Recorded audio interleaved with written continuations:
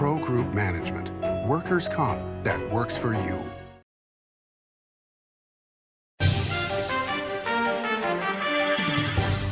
Welcome to Nevada Newsmakers. On the broadcast today, Caleb Cage joins us. He's the president of Arc Dome Strategies. We're talking electronic vehicles here for the whole show on an all-new Nevada Newsmakers. Like a traditional handmade basket, retail is woven into the fabric of life in Nevada. From big box to mom and pop, retail supports our communities in countless ways. Jobs for the disabled, team uniforms for kids, help for the elderly, and so much more. Retail employs over 1 in 10 workers. Retail supports Nevada, and we support retail. RANNV.org. Pro Group Management specializes in providing industries with the necessary components to satisfy and exceed workers' comp requirements. Every business has unique needs and specific regulations. Pro Group Management stays ahead of the curve, providing up-to-date services to keep your industry in top form. Discover how we simplify your tasks, improve efficiency, and reduce expense to keep you moving in a positive direction. Pro Group Management. Workers' comp that works for you. Meet Nevada Health Link, Nevada's official health insurance marketplace. Your link to savings, selection, free assistance, and name brand health insurance, where 90% of enrollees lower the cost of their monthly premium. Everyone deserves access to quality health coverage, no matter your income or family size. Visit NevadaHealthLink.com. A few minutes could save you hundreds of dollars per month. Nevada Health Link. Our plans are made for your plans. A power line is more than a power line. It's maintaining the bottom line for small businesses. It's keeping the assembly line moving for our workforce. For our brightest minds, it's meeting a deadline. It's on the front line with our heroes. And on the sidelines of the biggest games. It's a direct line to our loved ones. And it's a lifeline for the most vulnerable. There's a lot on the line. This is Nevada Newsmakers with host Sam Shad, a no-holds-barred political forum. Now, from the Nevada Newsmakers broadcast headquarters, here is Sam Shad. And back on Nevada Newsmakers, we're pleased to welcome back to the program Caleb Cage. He's the president of Arc Dome Strategies. Welcome, sir. Thanks so much for having me. You're very welcome. Let's talk about electronic vehicles, because it's such an interesting time. I own an EV, 100% EV. And I love the car. The performance is spectacular. I can't be more effusive about how great the vehicle is because of all the safety features, the electronics, the radar, everything. It's great. The mileage, that's another story. But I knew that going in, and so I bought it knowing that it was going to be basically an around-town car for Reno, maybe go to Tahoe, but I wasn't planning to drive to Winnemucca and back. Concerned, like many, that there wouldn't be charging stations along the way. Happy that now I can get a Tesla adapter for the car if I needed to go a longer distance. But my friends in California say that they don't have nearly the concern or issues with charging there, at least. But for rural Nevada, definitely an issue. But last week, I'm reading in, I believe it was the Wall Street Journal, an article about what's happening in China with these Chinese EVs that we can't buy in this country, like from the company BYD, that not only do they have way greater mileage, but they now have batteries that can be charged in 5 minutes to full capacity, whereas mine to go 25% takes 45 minutes on a high-speed charger. Why are we falling so far behind? Are we going to be in another situation where it's like high-speed rail, where we're going to have the Bright Line West will be the leading light, which is great, but the rest of it is going to be like the San Francisco to LA that's never going to happen rail?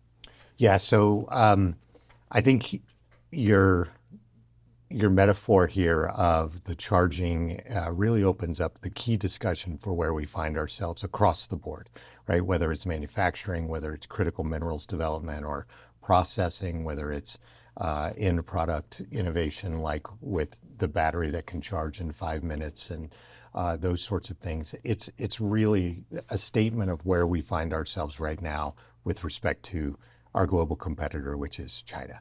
And the reality is we have, for the last 20, 25, maybe even more years, we've ceded the space to China, right? The innovation space, the development space.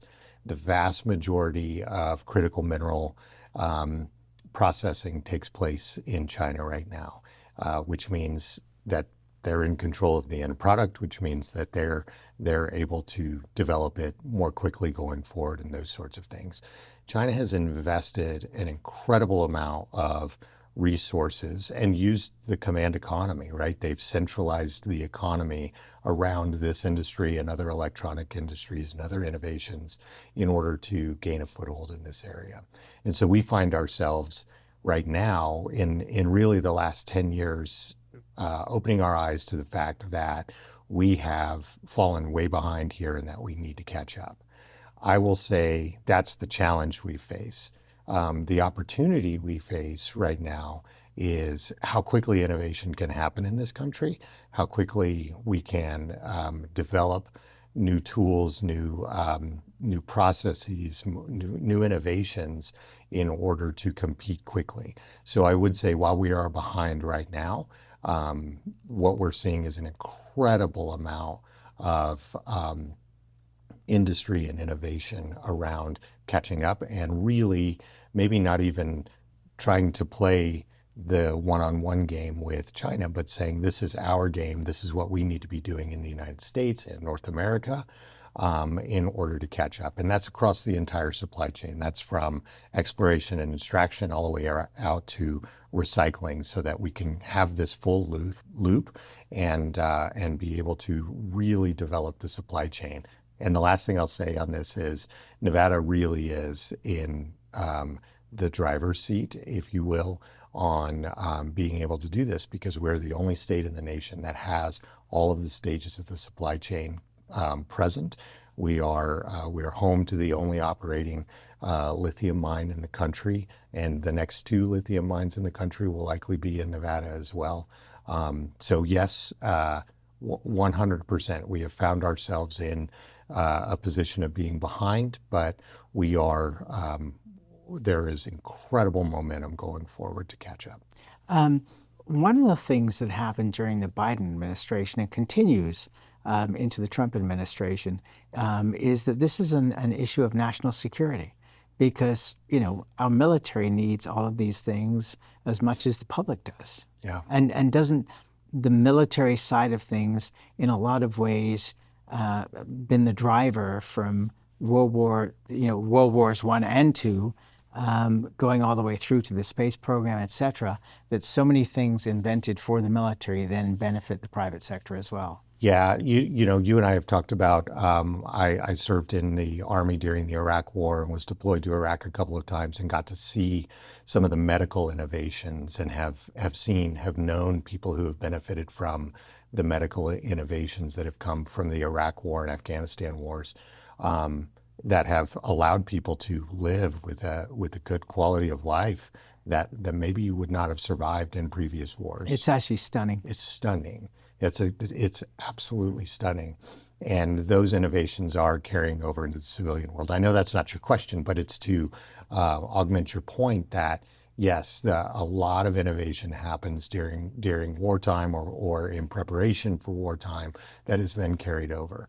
The national security component of this, of the critical mineral space, of the manufacturing, all of those things is incredibly important. And you're right, it is a bipartisan issue, right? The being able to have control over these processes, have control over these technologies allows us more autonomy, right?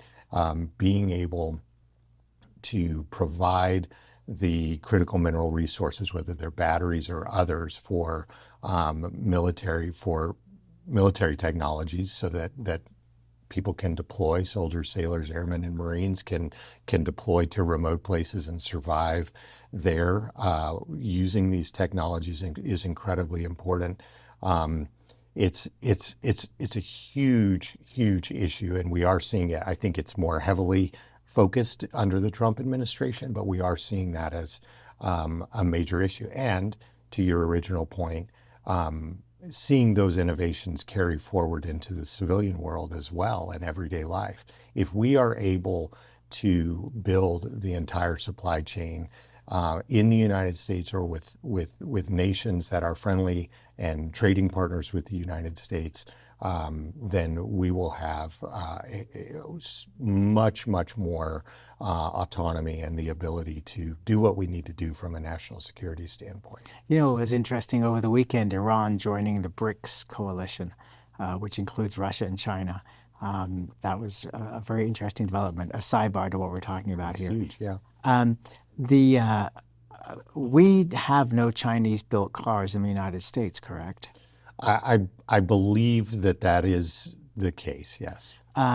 It seems to me that would spur innovation in our country if people would be able to see what is being done in other places around the world, but especially in China, as they have been, such a leader in this, in a catch-up sense. I mean, what they did, which was fascinating, they allowed Tesla to come in and build electric cars there, and then reverse engineered them and gave the information to their competing Chinese companies who now compete with Tesla. Mm-hmm. And so Tesla has lost market share in China because of that. Some people would say that's a good thing. Some people would say it's a bad thing. Depends whether you own the stock or not. Right. But the idea that Tesla trained, without realizing it, I guess, that these engineers were going to be going off and working for Chinese companies, it would be great for us to be able to reverse engineer what the Chinese are doing and utilize that ourselves. I've said from the very beginning that, it should be like when you go and buy your propane, that you drive up to the grocery store, you drop off your tank, you pick up another tank, you drive off, you're there 5 minutes.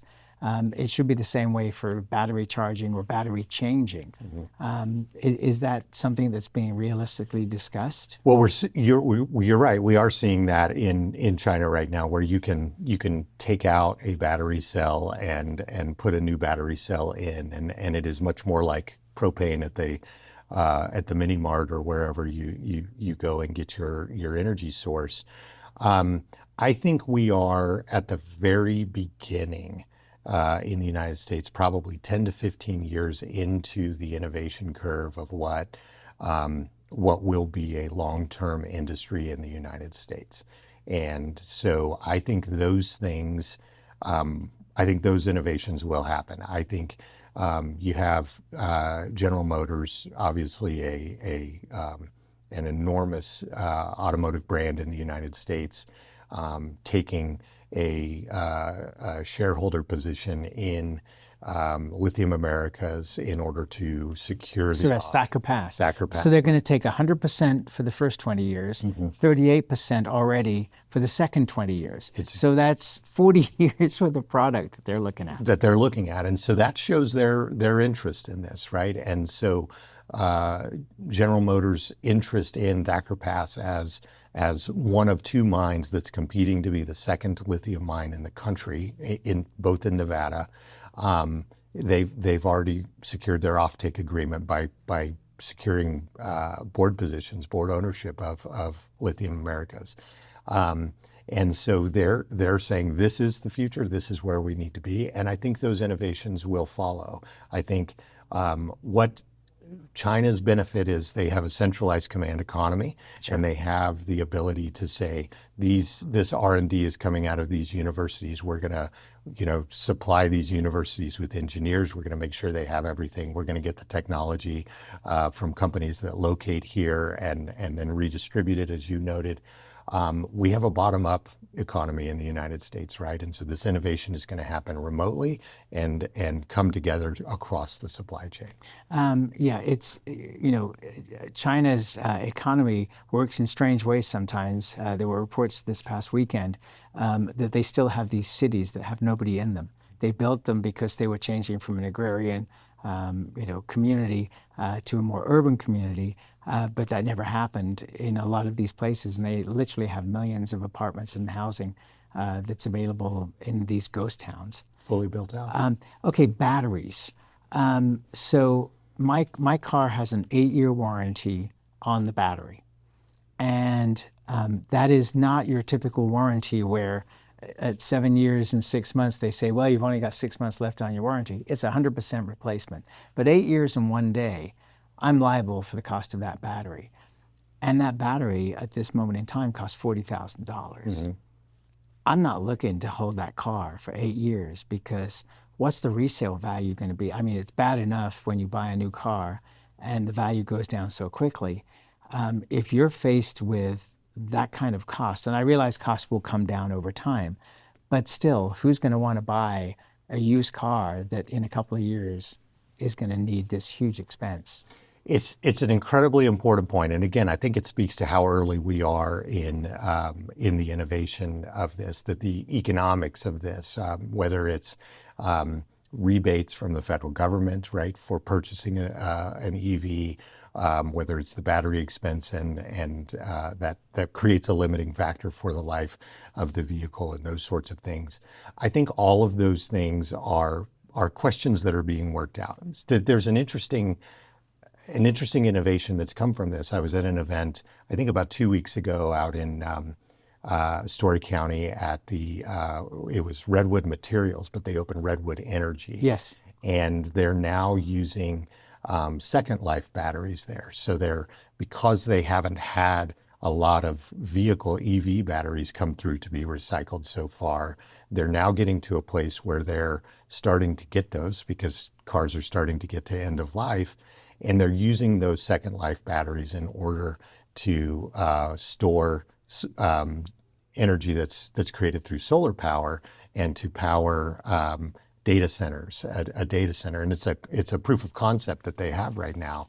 But it's an extraordinary innovation that's showing the application and the use for these batteries that I think adds to the overall ecosystem, and again, will help drive costs down in the future as well. Yeah, and I've reached out to them through a former state senator who works for them, and hopefully he will get back to me and we'll have him on the show here very shortly. I'm sure they'd love to talk about it. Absolutely. Let's take a break and we'll be right back. More with Caleb Cage after this timeout. Save money and take transit. Did you know you can ride the bus all day for less than what it would cost you for a gallon of gas? Plan your trip now by going to rtcwashoe.com.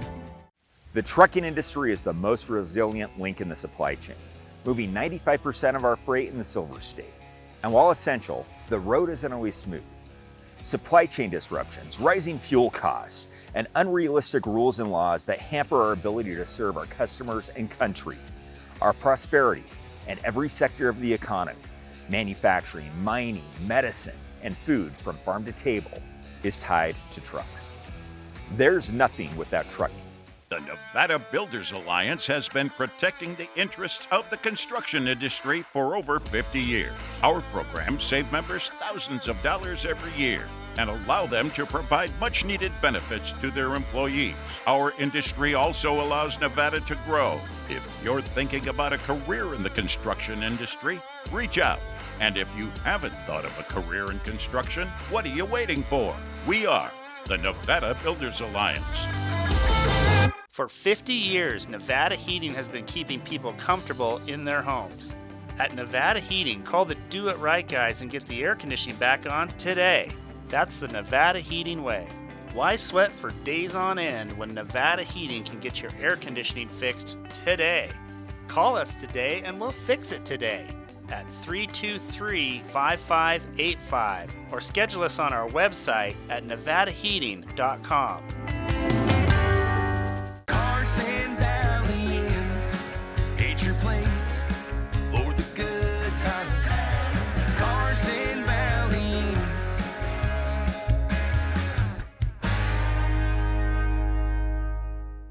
This is Nevada Newsmakers. And back on Nevada Newsmakers, we continue our conversation with Caleb Cage. He is the president of Arc Dome Strategies. We could talk about a million things with this gentleman, but today we're talking about electronic vehicles, EVs. But also I wanted to ask you about data centers because they're coming up all across the country, but Nevada is certainly a very opportune place, relatively cheap land, relatively cheap power if they're not going solar. vast fields. But the pressure on NV Energy, for example, and the timelines that they're having to deal with, and the supply chain issues. I talk to people who supply companies like NV Energy, which of course is part of Berkshire Hathaway, a huge company. And, at what point do we have to do something about the cost of these coming down on the ratepayers, the regular ratepayers, versus the corporations themselves? What's in place to protect the public, while at the same time we want these data centers because, if anybody's been on ChatGPT, they're a fan. Mm-hmm. Mm-hmm. So your thoughts? Yeah. So I think I deal with this a lot, whether it's solar or data centers or even mineral exploration and mining here in the state of Nevada. Nevada is in a really interesting place right now. We're at the beginning of seeing a lot of interest in what Nevada has to offer, right? Whether it's access to sunlight or geothermal or other types of energy, whether it's mining, whether it's data centers. We do have all of those things, right? We have a lot of land, we have a lot of sun. We have great partnerships with companies like NV Energy and some of the more rural energy providers and those sorts of things that can support these things. And all of that is going through local governments, right? And so you have counties in Nevada, some of which have been in decline from a population and economic development and diversification standpoint for a very long time, now getting interest from companies that want to mine there or open solar companies there or data centers there, and having to recognize that this will change some of the local communities, right? These things will bring some change, right? Whether it's population or whether it's more traffic on the roads or all traffic lights, other things that are, some communities just having traffic lights here in the state. So those changes are happening. We saw a lot of talk about this during the last legislative session. Bills that went through or were discussed, that were debated, that would give more power to the local government or would set up a framework for the local government to bring through development. This was the 69. 69 or 79, yeah. It was one of the 69. 69, yes. 69. Story County brought through. Story County brought through, and then 79 was one, and I can't remember if it was a Senate bill or an Assembly bill, but another bill that brought through requirements if companies were going to apply for any sort of abatements, then they would have to go through the county to establish a development agreement and those sorts of things. So we're just now getting the policy framework in place, and the regulatory framework is pretty well there from the federal government to the state through NEPA and other means. But getting that negotiation standpoint through, right? Story County coming through and saying, hey, Trick's been amazing. I was out there a couple of weeks ago. Every time I go there, there's new construction underway. It's extraordinary what's happened there. Simply extraordinary. But now saying, okay, we've got to make sure if this development comes that we can support it from an infrastructure standpoint, right? Exactly. All right, let's take another break and we'll be right back. Welcome to the Ahern Boutique Hotel, where luxury and warmth come together in the heart of Las Vegas. We take pride in offering a one-of-a-kind experience for both locals and tourists. Join us for handcrafted cocktails and an unforgettable experience. Joel's Chop House, the perfect place to savor views of the Las Vegas Strip. Satisfy your cravings at the Ahern Chocolate Shop. No smoking, no resort fees, and the parking is always free. The Ahern Luxury Boutique Hotel is your home away from home. Welcome to the Winnemucca Big R. Hi, I'm John Walker. Welcome to Big R Lovelock. Hi, I'm Rich Martin. Welcome to Fallon Big R. My name is Braden. Welcome to Big R Fernley. Hi, I'm Kelly. Welcome to Big R Sparks.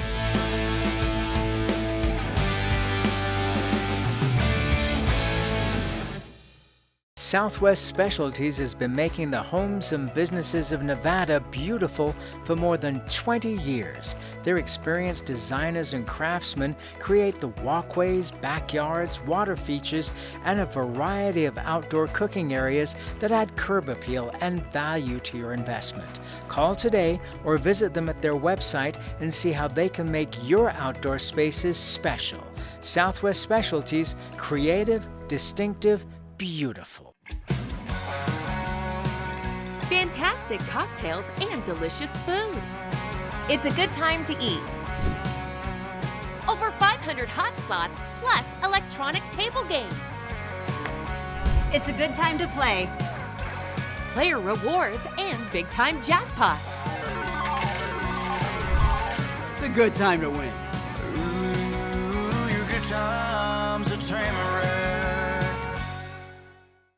This is Nevada Newsmakers. And back on Nevada Newsmakers, we continue our conversation with Caleb Cage. He is the president of Arc Dome Strategies. Who'd have thunk that in the year 2025 that we'd be looking at Esmeralda County, going back to the boom days when Goldfield was 40,000 people. It won't be 40,000 people, but that's going to be a heck of a boom there.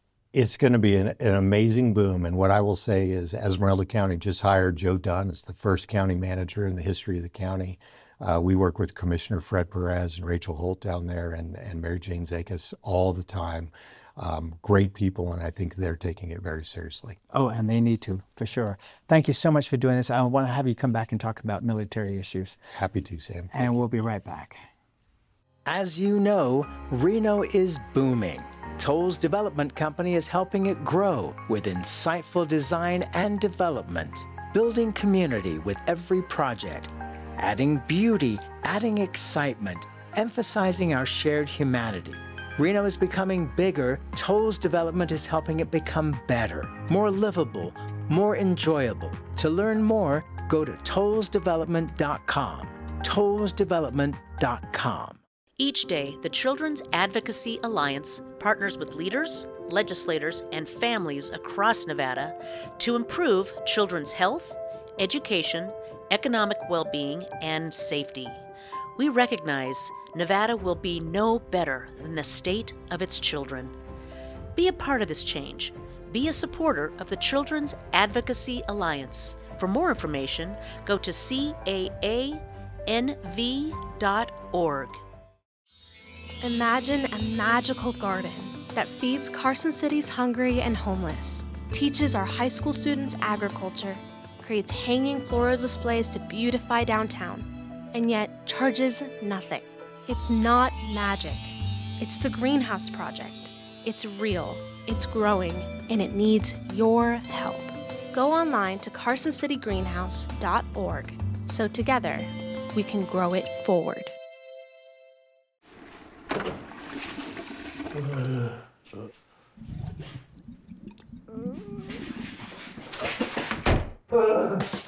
It happens.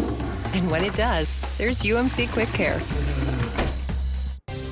You can always watch Nevada Newsmakers 24 hours a day at NevadaNewsmakers.com. Thanks for watching and listening.